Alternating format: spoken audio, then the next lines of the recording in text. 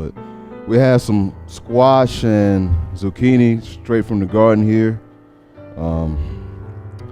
And of course we have some green onions.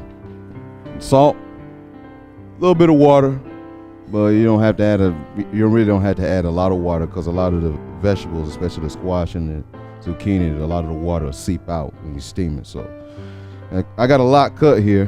How many of you like squash? Zucchini? All right. So I'm gonna add this in here.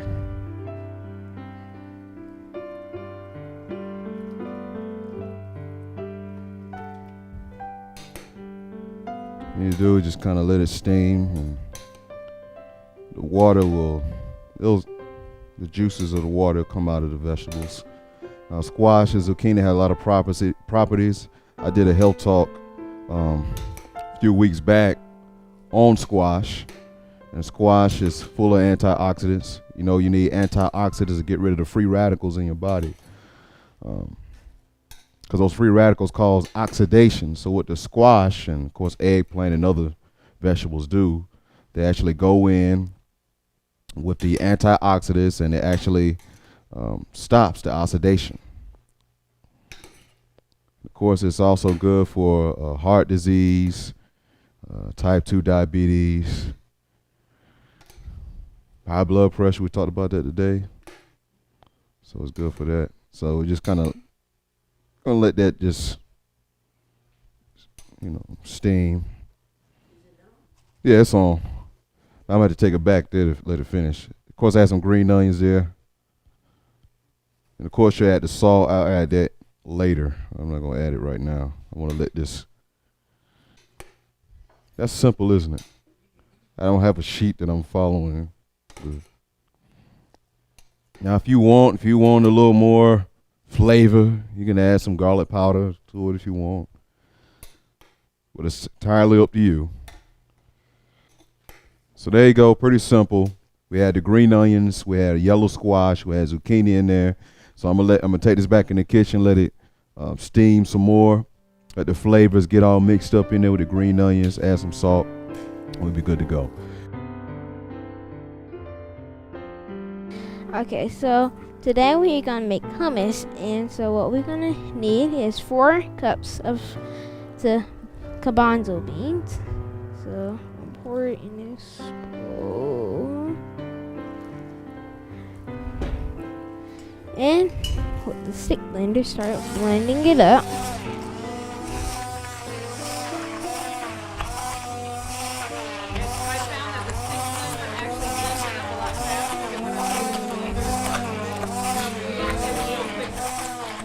See, it's getting kind of creamy. So I'm not gonna add all this water. I'm just gonna add a little bit of water to get the excess beans crunched up.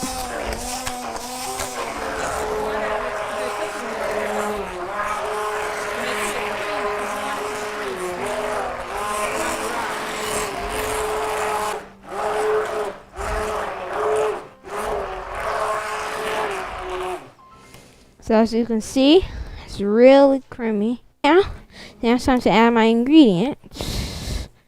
So I'm not gonna add this. No more of this. Yeah, it's kind of like I did give you an idea. So if you don't need quite as much more, it's okay. So here's my roasted onions. And that gives it a lot more flavor too. You can use roasted garlic as well. I'm out of garlic, so onions work great. Half a cup of tahini. It's called tahini, and it's grounded sesame seeds. And some lemon juice. A teaspoon of salt, and a teaspoon of cumin. Blend it up again.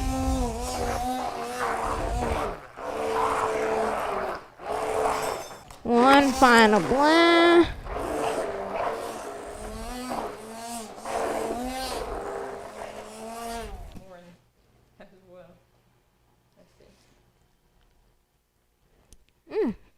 Good? Oh yeah. Okay, so now we're going to make chapatis. Chapatis is actually a flatbread from Africa. There's a couple of people who show us how to make chapatis, and they were from Africa, and this is how they made it, okay? So what you do is you add flour, whole wheat flour. This is just regular King Arthur's whole wheat flour. What kind of flour? Whole wheat, just regular King Arthur. Yep. And then add some salt. 1 teaspoon of salt. I know add 1 teaspoon. Make sure it's a teaspoon of salt. And stir that up together.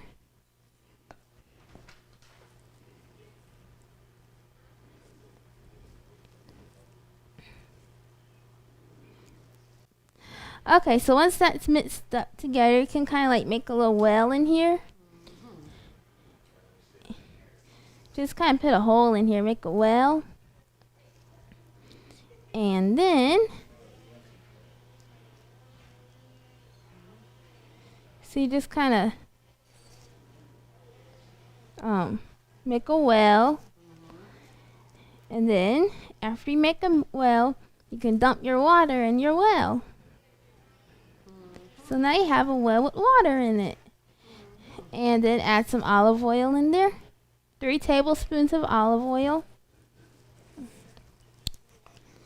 And then stir it up. Kind of like stir up your well and bring in the flour with it.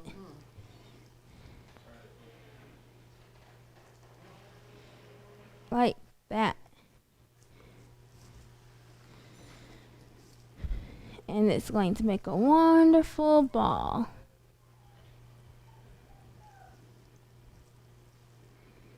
Okay, it's getting there. Just kind of mix it all together. And if you want to, you can use your gloves, your hands. Just kind of mix it together.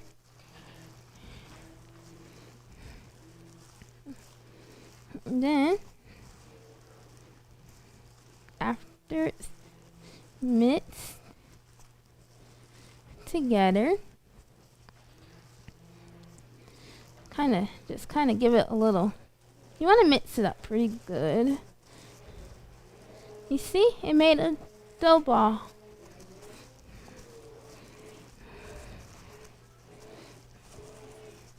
Alright.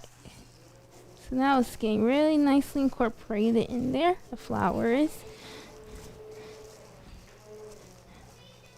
Alright, that's probably good. See? So that's your dough. That's the dough for it.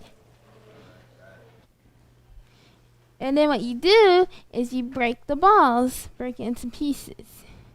So we're going to take some of it. Let's see, you'll break it in half and then just kind of break it into balls. As you can make them large or you can make them small. I'm gonna break it into. Yeah, I have 16 balls. I'm gonna flatten it out, okay? Yeah, but first I'll use the rolling pin, okay? I'll show you. Oh, that by that restaurant, ain't it? Yep, I'm going to get me one. I bet they got that waffle over that thing, ain't it? They may have. I didn't buy it from there. So this is what you do. So you take a little bit of flour, your dusting flour you can call it. Whole wheat flour, it's the same kind of flour. And this is what she did, okay? She took her bread and she rolled it out.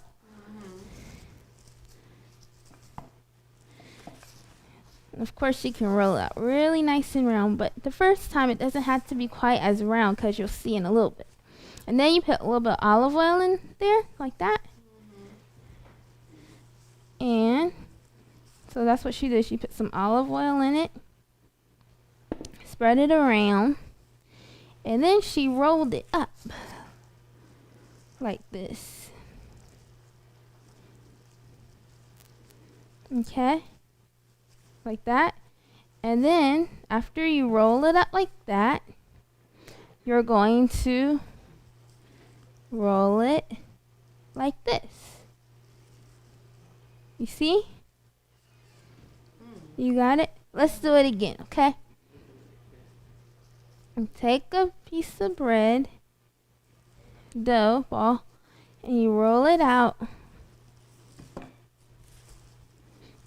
like this, okay? And then you get some olive oil and you roll it like this. You kind of roll it up like this. You see? And then after you roll it like that, you're going to roll it this way. You see? And then after you do that, you just do all of them like that, okay? And then you go back to the first one you did because it had a chance to kind of rest. And then what you do is you flatten it out, okay? Flatten out again? Yep. Like this.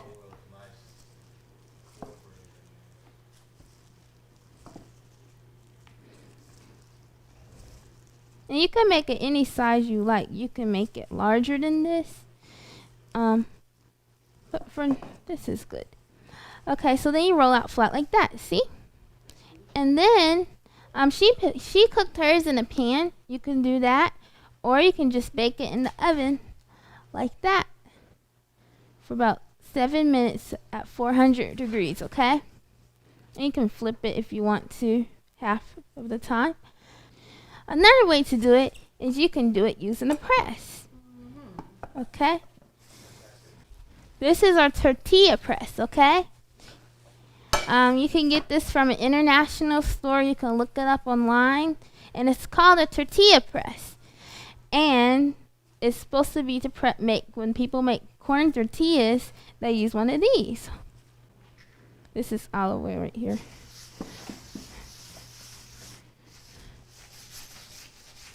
What you do is this. You take one of your dough balls, put some flour on it. Now you can skip rolling it into a cinnamon roll kind of thing, putting the olive oil in the middle, but this makes it like turn out better, okay? So it's up to you. So then you just kind of press it, and here it goes like that. You can put it straight in like this, or you can put it in a pan like this, or what you can do is, Ashley can make bigger ones if you use a bigger ball, but that's kind of small because I didn't put a whole lot of dough in there. Then you put some olive oil, roll it out. Like I said, you can put it in the pan like that, or you can do it like this. Yeah. Yeah, it makes it much better.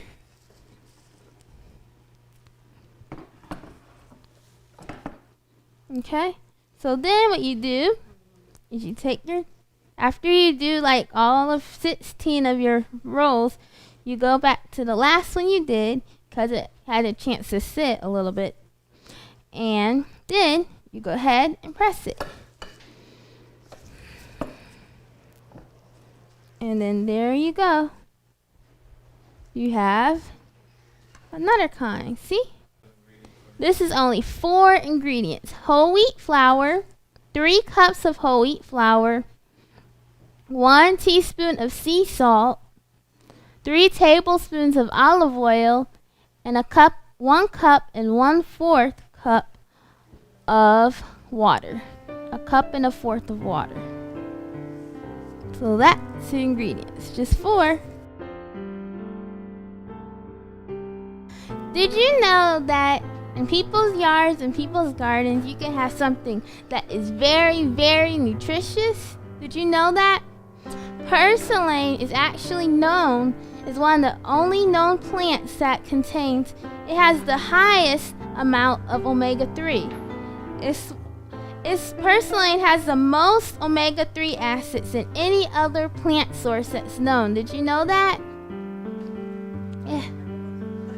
Yeah, this is what purslane looks like. It grows outside.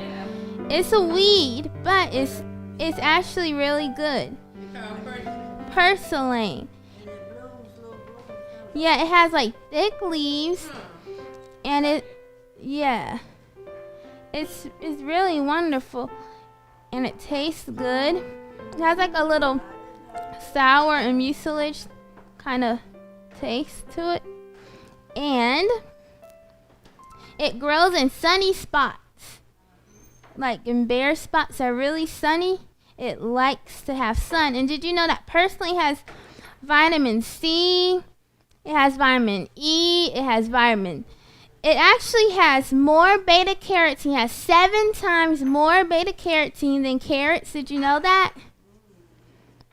7 times more beta carotene than carrots. So it's really, purslane has yellow flowers, and it actually is good. It prevents cancer. It actually stops cancer from growing. And another thing is, did you know that it has 6 times more vitamin E than spinach? So it's really high in vitamin E. And another thing you can do with the purslane, you can actually, it lowers cholesterol, and it lowers blood pressure. It helps the heart. It protects against heart disease, and it's really good for the heart. And it has vitamin C, which helps protect against scurvy, which is a vitamin C deficiency. And did you know that you can even use the juice of purslane, and you can actually put it on wasp stings, like bee stings, and you can put it on snake bites. Did you know that? So this is really wonderful. And it not only does that, but it actually heals wounds, ulcers, and sores.